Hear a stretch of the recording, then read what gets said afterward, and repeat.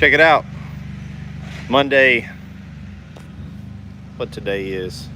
22nd, coming right up on the week of Christmas. We in here getting a few things done before we get out of here for the holiday. We will be shut down. Probably gonna work half a day Christmas Eve, guys. If you're coming, don't come to the shop past that. We'll be out of here for the holiday.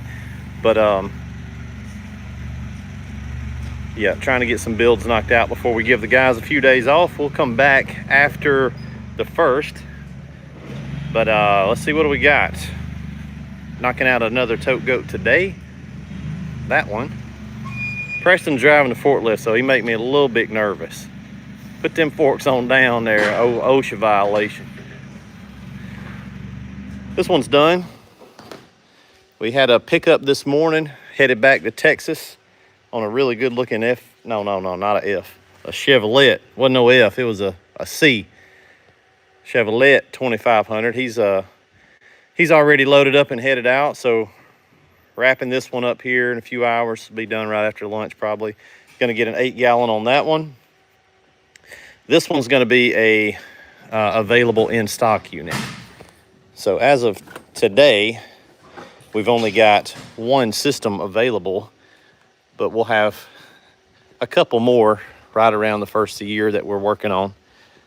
All these are waiting on some parts. Hopefully we can ship all that out this week. That's the plan anyway. So yeah, this one's available, Polypro, over on the website or over on the YouTube playlist for available stuff. That one's ready to go. And that tote goat right there will be in stock today. Somebody bought that. That's the starter skid that we kind of debuted last week. It's already been purchased. We'll get this one palletized up and shipped out probably tomorrow or so. Got Super 8 on there, 5.5 gallon a minute. That's the new hotness, so that's cool. You got some pump pods shipping out as well. One of them right there, ready to go. We'll get this other one palletized. Those will be headed out. Yep. So pump pod, that one's not completely done yet, but almost. Batch 45, got another batch 45 that somebody purchased yesterday on the website. So we'll get that one built up, hopefully to get it out this week as well before we go out on the break. So yeah, here's another starter skid frame. I wanted to show y'all this. Here's the blank thingy before we start doing anything to it. And it's pretty cool. So we got your landing platform out here for your pressure washer. And like I said in the other videos, you can purchase this with or without the washer on there and put your own. If you got one, we can put one on, it don't matter. But this will accept a 5.5 gallon a minute. Anything in that footprint pretty perfectly. So if you got something like that, even a 4 gallon, they do make some 4 gallons that are that same kind of footprint and size. That'd fit on there as well. A lot of dudes are gonna have the cart. That would be okay. You can throw the cart up there, strap it down with a ratchet strap until you can get one that's made on the skid frame and put it down. Or you can just get it straight from us already completely done. That would be fine too. It's on skid runners. So if we take a look under there, you got your runners, which get it up off the ground so you can slide forks up under there and pick it up. Integrated tanking system etched out here, so you got your water and chem on the other side. The lids will go on here.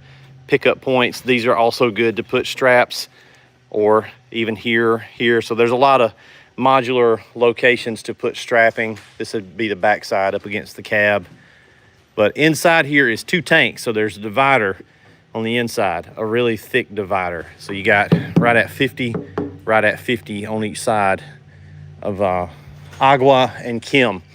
No surfactant, so what you're gonna do is just throw your soap right over there in the bleach tank, which is fine. If you're, you would ideally you have a surfactant tank, a dedicated tank, but you can't have that on something where we're trying to save costs and trying to save real estate. So that's how that thing looks before we start it. Once we get it done, it'll look like this. So it's not gonna have the batteries. If we ship this to you, we gotta pull those back out. you will add your own batteries back. But here's all you got to do. It ain't nothing to it. This box will be here. You just set 2 batteries.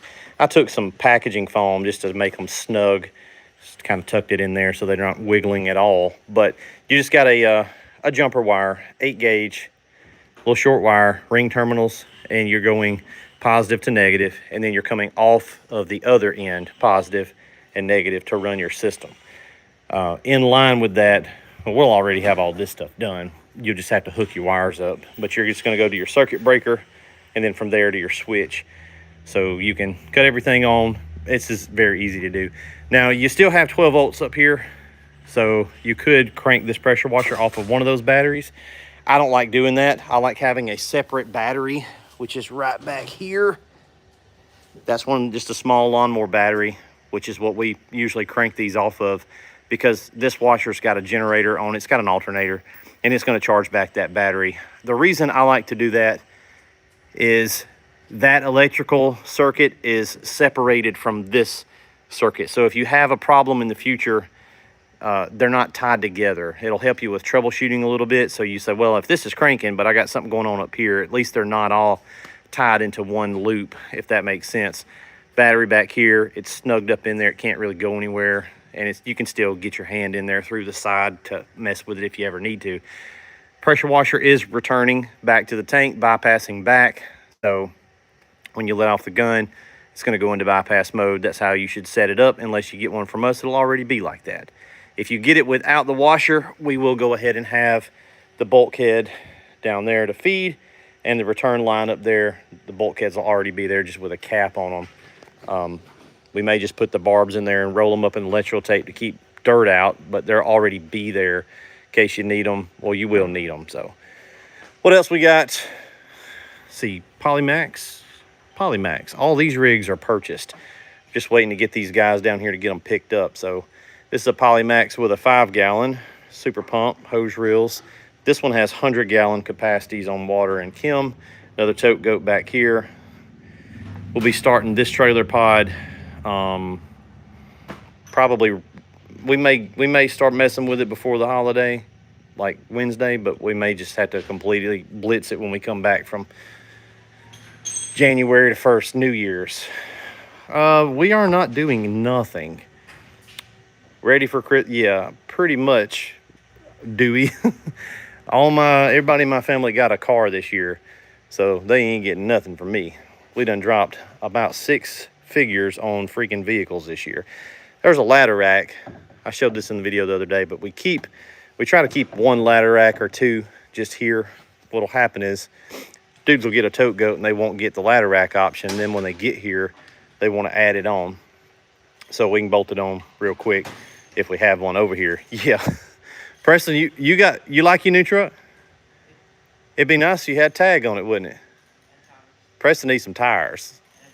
Preston riding on them onion skins. Yeah.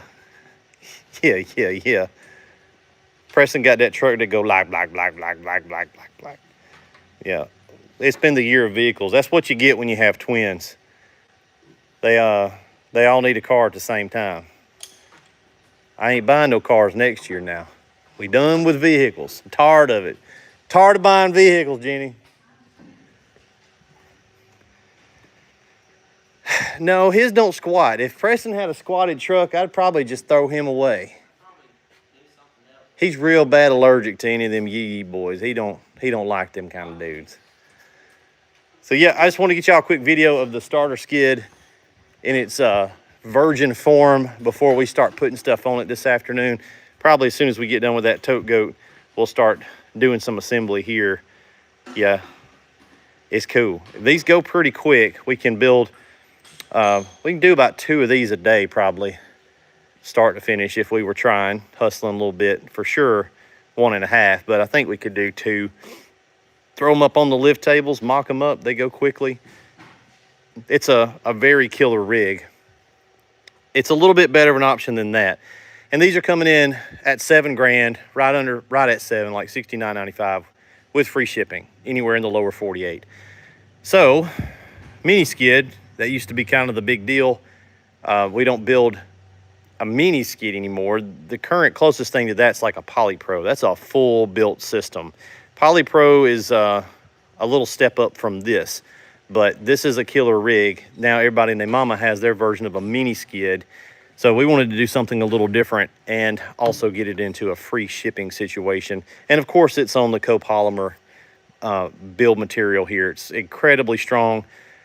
I actually had one of the first Polypros fall off the back of my truck because I didn't put a strap on it. I was only going a half mile down the road, and I said, I'll be easy, I won't go fast. And it didn't matter. It fell off, and it didn't do anything to it. So very impact resistant, 100% corrosion resistant. This thing will look just like this 25 years from now, 50 years from now. And it makes a great platform to start building stuff on. So you'll have your 2 hose reels up top, super pump, blend manifold, gets the Super 8 right there on the passenger side. And it fits on lots of trucks. Pretty much any little truck you got, this will fit on there. Dimensions are over on the website, but that's our new cool thing. So guys, hope you're having a great Monday. You see how fancy this boy is, Mac Toolbox. Must be nice to be you. When I grow up, I want to be like Preston. He got his little old tools in there. Look at him.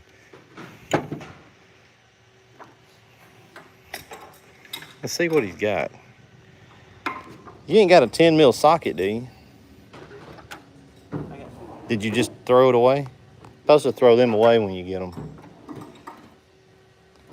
You ain't got much.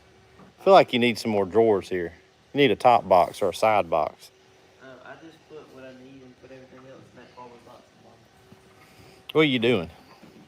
I'm moving the unloader to the back side. You gotta talk louder so they can hear you, bro. Hold on, man.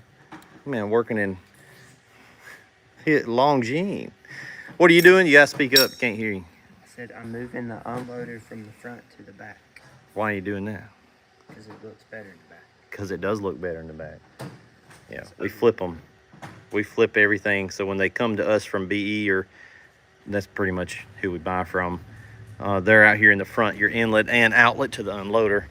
So we like to, yeah, he does need some more. My dad got him some tools yesterday. He came up here and dropped him off some tools. But yeah, that box looking a little sparse. We like to move the unloader to the back side. See, is there a tote goat with one on it? Yeah, let's take a look at this one over here. Yeah. There we go. So on this particular build especially, we want it on the back. It just looks better and it's cleaner. We take the inlet and the outlet off, flip them, put the caps on the front, unloaders on the back here, going back up to the bypass, and then you got your feed. Now this bulkhead's way up, but there's a drop stick on the inside and it goes down almost all the way to the bottom. So you got your feed line 1 inch, and then your discharge here on a quick connect. So you can take that off, and that's just going right to the hose reel. Easy to get to, but I like it tucked back up in there, not sticking out on the front side. Looks a little more better.